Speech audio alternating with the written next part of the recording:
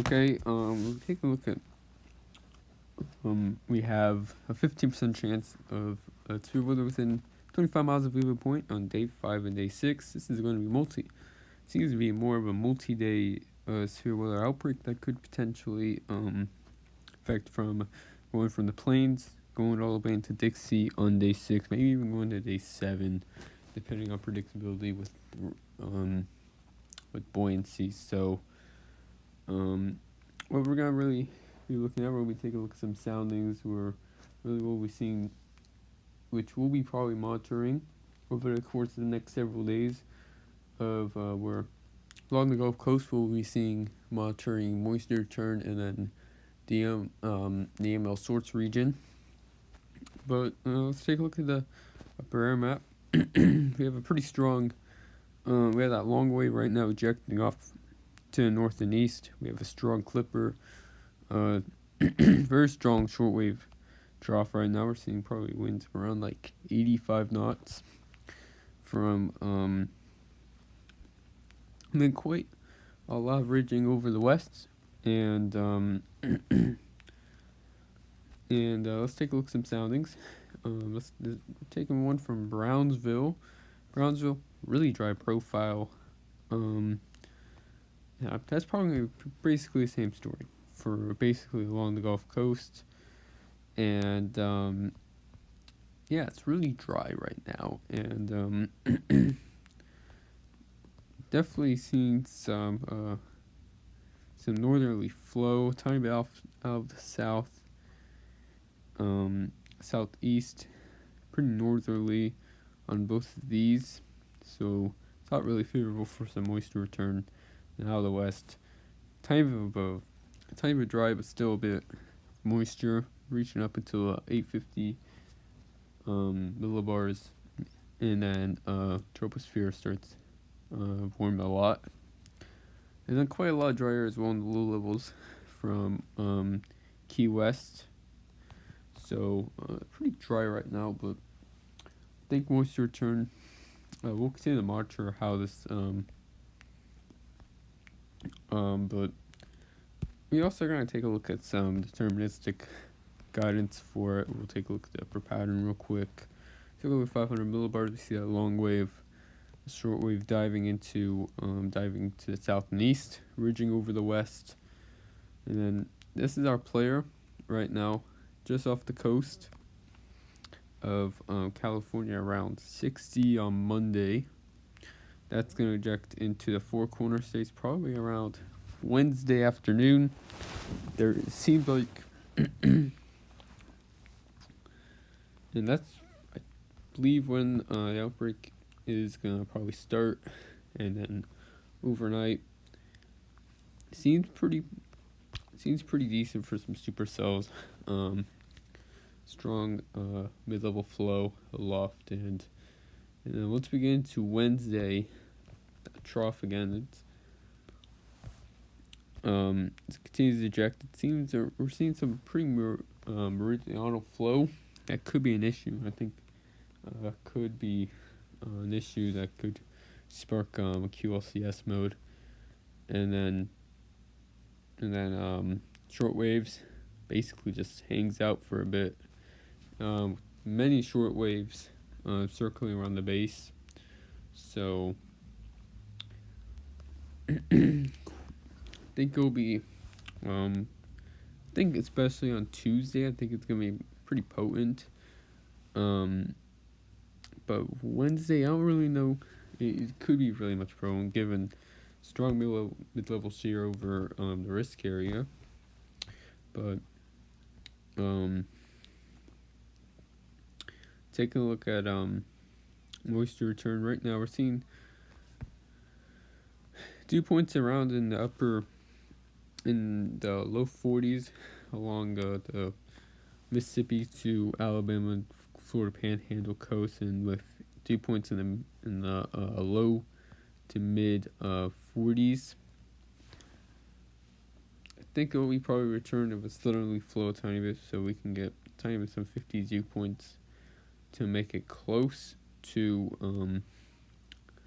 and then once we get that trough, boom, and then we see lower 60s moving into Kansas and Missouri, and then again on and then on over Dixie on Wednesday. Then Thursday seems like there'll be probably enough moisture probably for a severe weather threat, although how substantial it is remains to be the question, I'd say. But so take a look at surface low strength. We can take a look at that and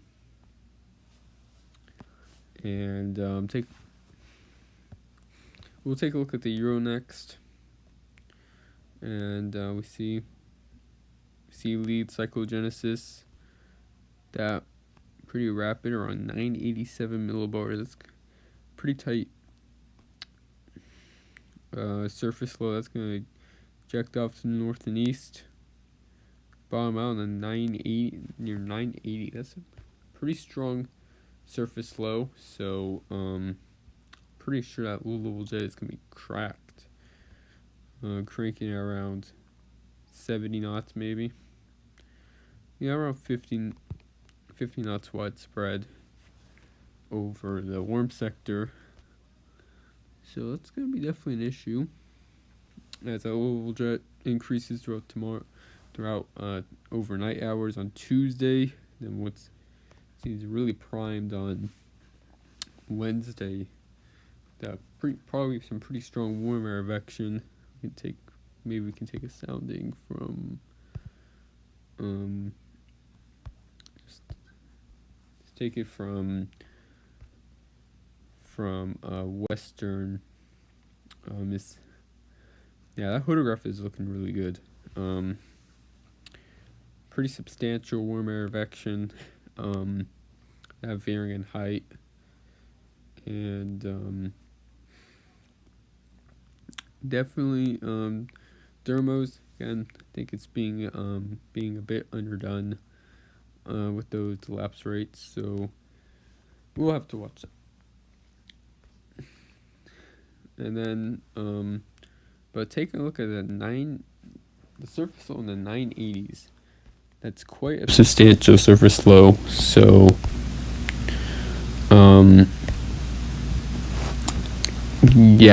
that's really all I can really say. I think maybe tracking it, we'll compare it with the GFS in a minute, but take a look at the Euro again.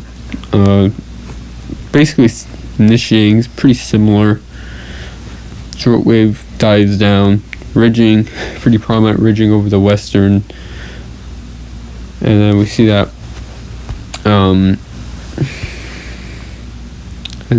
that trough move in into the Four Corner States sometime on Tuesday, ejecting off still showing, I think it's a bit less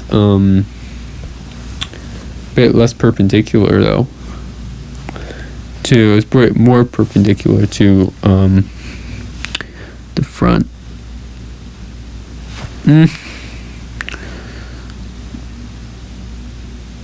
It's pretty similar, actually. I think the GFS is actually a tiny bit less, but I think it shows a bit better of a.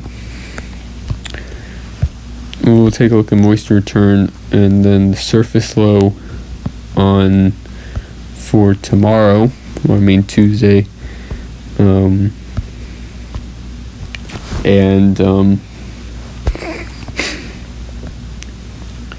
take a look at that. That surface low develops into the 990s over Texas Panhandle sometime on when. It seems like we'll have two surface lows, one in Texas Panhandle, another one further up into Iowa. That seems to be a tiny bit weaker. At least looking at 6Z, I think it is around 0Z. It seems to be right around the same strength as the GFS. So let's take a look at how the moisture return will evolve.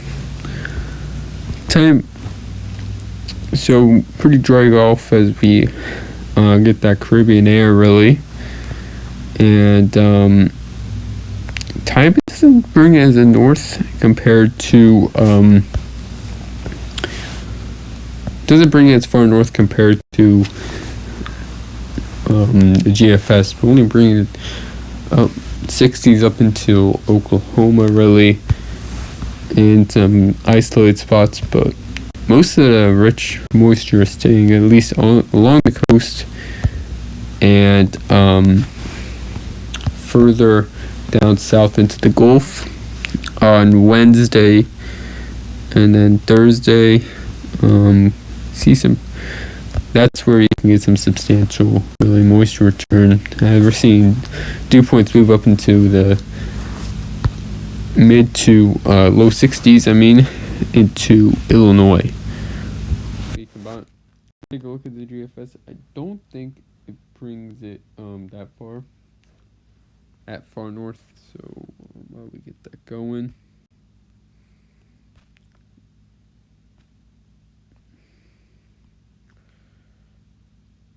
Yeah, it doesn't. So we're at least in at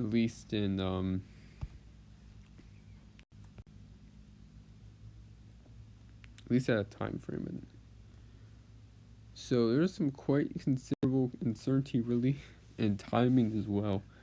So timing, how far north really moisture gets, and so yeah, that's really what I can really say about that. Let's take a look at the GFS, and then we'll take a look at the EPS. So take a look at 500 millibars first. We'll compare between the GFS and the EPS. But all this loads. Again, we have that trough sometime on Tuesday ejecting into the four corners, and then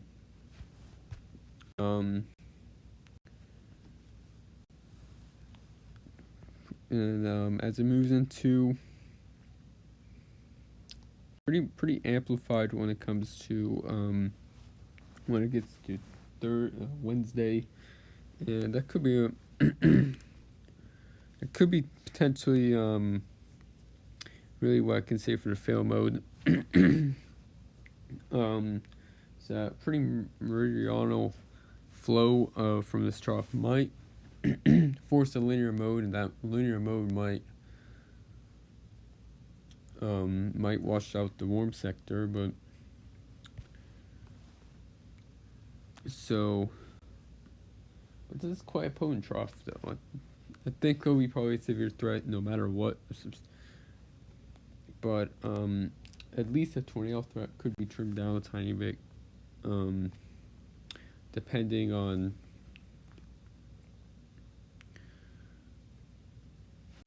how we'll have to see. We'll have to watch how the flow looks throughout the next few days, really, to see if it becomes if it stays meridional, or it stays less more takes on more of a westerly component. And if it's more westerly, don't think a QLCS is really going to be the dominant mode. So anyways, take a look at the dew point. Dew points, moisture, dew points are reaching the 60s into Oklahoma and Arkansas, and then again moisture reaching up until from Louisiana going to Mississippi, way further north. I think will be probably as well, where you see upper 50s moving up into mid to upper 50s moving up until central Illinois. Take a look at the European ensemble. Actually, we could take a look at the strength of that surface low real quick, and then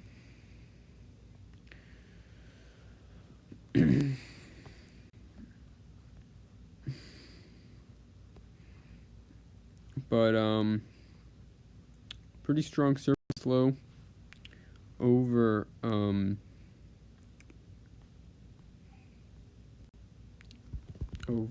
western Montana, and we have that 993 millibar surface low over as we see Lee cyclogenesis, and that's gonna be, we'll be seeing quite a strong surface low, 987 millibars, and that's quite a substantial surface low to say the least, going into the 980s. So that could be definitely an issue, really. That's where also I think where we could be seeing some like cold core like tornado threat near the surface low, especially on both days. We could take a look at 500 millibar temperature.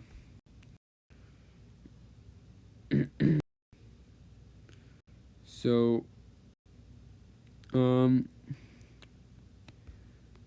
pretty cold air aloft,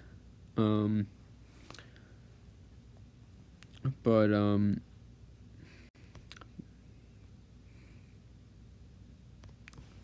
well, maybe it won't be a cold core.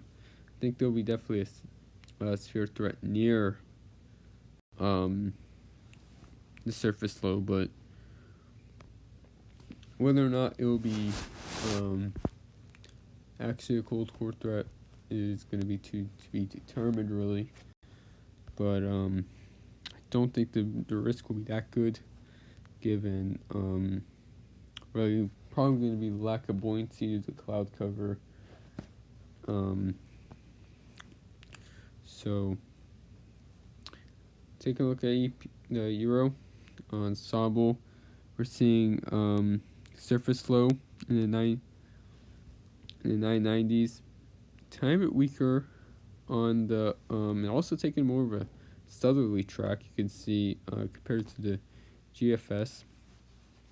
The GFS was going a bit further off to the north, into Iowa and Minnesota, going into Wisconsin. But this one's surface low is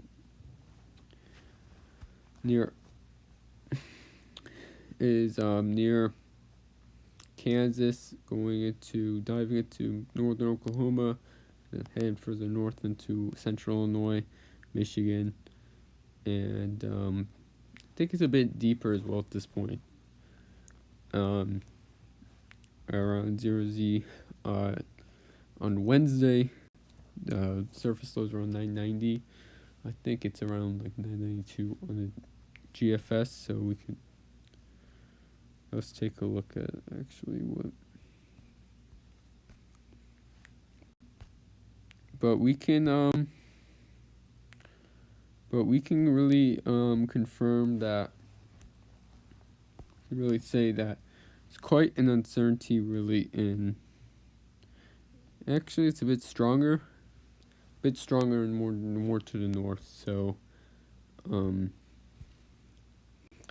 take a look at how 500 millibar looks, and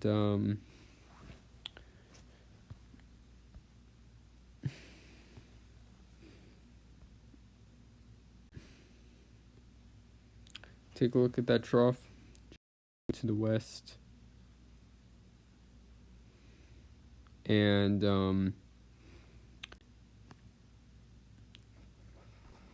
think this is, and it seems that on the base of the trough, we see some pretty strong flow wrapping around the base of the trough, and then again, a tiny bit more meridional flow sometime on Wednesday, around 0Z, pretty north. But let's see how placement in the trough differs between both of the ensembles real quick. And Euro, I think it's showing time at more stronger 500 millibar flow around GFS also coming in with type of a closed isobar. Meanwhile, DPS isn't, and I think it's a type of a stronger, bit more of I think it's a bit more favorable given how there's more of a western component to DPS. I think it's actually might be a bit less. So so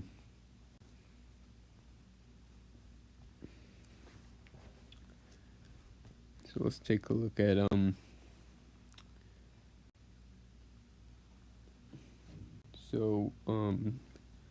let's take a look at moisture return, if this would actually load. Don't know. Anyways, we're back. But take a look at the EPS for see how moisture return will evolve. Right now, take a look at we'll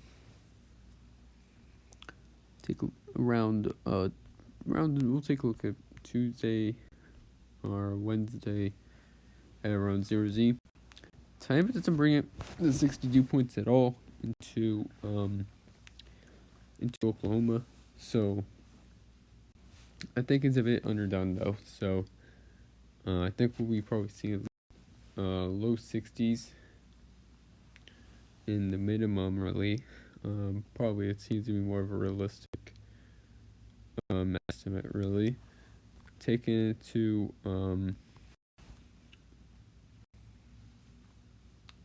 Thursday, we're seeing dew points in the mid 60s over Mississippi, low 60s in northern Mississippi going into southern or western Tennessee, but we'll have to so then probably some 62 points. I think it's probably good consensus about that. Some decent moisture coming in on Thursday. We'll take a look at and with some low 60s into the Carolinas, and Georgia into Florida. I think there'll be probably a 15% maybe added across the Mid-Atlantic, maybe. As we could be seeing a decent environment, but in conclusion, unless I think really there's time is some deferring. I think 15%. I think an upgrade for either day 5 or day 6. I think is a bit considerable uncertainty with quite considerable uncertainty with track. Really how much moisture return as well, how far north the moisture will be drawn. I think it's a bit quite a ton of uncertainty, really. I don't think 30% is I think there will be a pretty potent upper level trough. I think that's pretty obvious at this point, but I think really some other features I think is a bit uncertain. But anyways, it's really it. If you have any suggestions on how I should do it, how I should do this, or how this can improve, you can comment down below. But really, apart from that, that's really it. And goodbye.